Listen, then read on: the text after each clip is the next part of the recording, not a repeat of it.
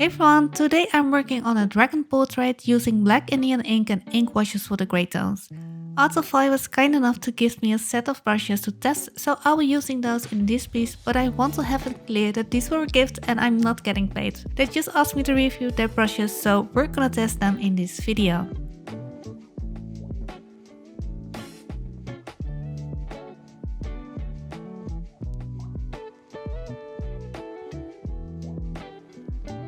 I'm starting with inking the outline first, and for that I'm using one of the thin brushes. Indian ink behaves differently from watercolor. It's much more committed. Once you put it down, it's there forever, and watercolor lets you lift pigment, lighten it, reactivate it, but Indian ink stays exactly where you place it. And that's part of why I love it. It forces you to trust your decisions. The thin brush holds up pretty well. The lines are very neat and very crisp. With Indian ink, the brush tips need to snap back into shape and hold that needle thin point or everything gets fuzzy. And because the ink is so permanent, you can imagine that it's not something you would want.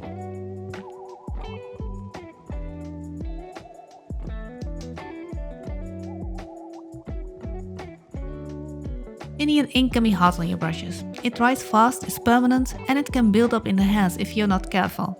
I've used these brushes a couple of times now and I haven't had any issues with residue buildup, but I do clean them with a brush soap after each session. Still, I keep my ink and watercolor brushes separate, just in case, so there isn't any chance that I might pollute any colors. From fine detail brushes there are basically only two things that I want. That is a very sharp and pointy tip, and like I already mentioned, the ability to get back into that shape. And these brushes are doing that very well, but I can't stress enough that when you work with ink, you need to have some proper aftercare for your brushes.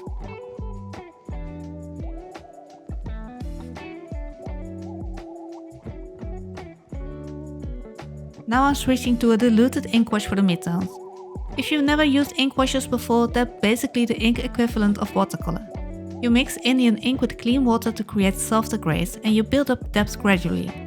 Unlike watercolor, washes from Indian ink don't reactivate once they dry. Every layer stays exactly where you left it. This is great when you want strong, stable, dark tones, like the shadowy areas, but it also means you have to plan ahead a little bit more. There is no second chance with this. The brush I'm using here is a bit larger, so it holds more water. Even though this set is mostly detail brushes, there are a couple versatile ones that work very well for washes like this. And as long as I can be playful when putting the wash down, I'm happy.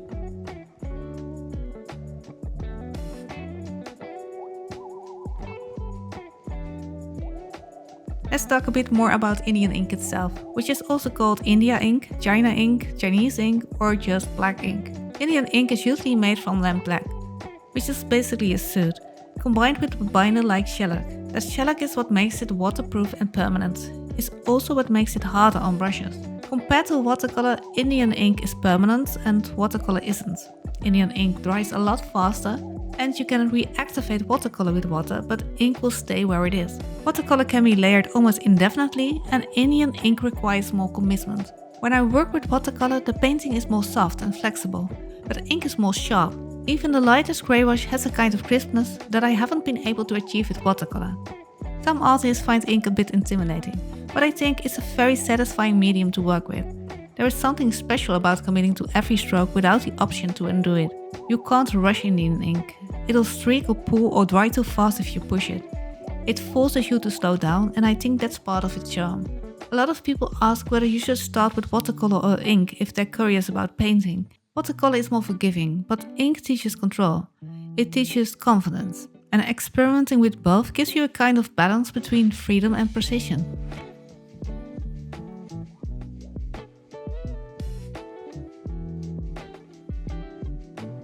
When working with ink, making mistakes is inevitable.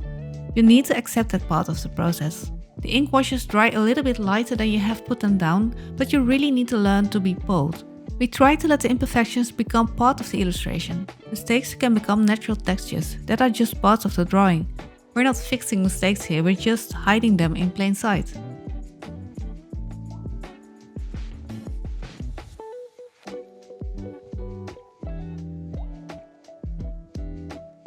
And that's the finished dragon portrait, all done with black Indian ink, ink washes and the Artify brushes that were gifted to me for testing.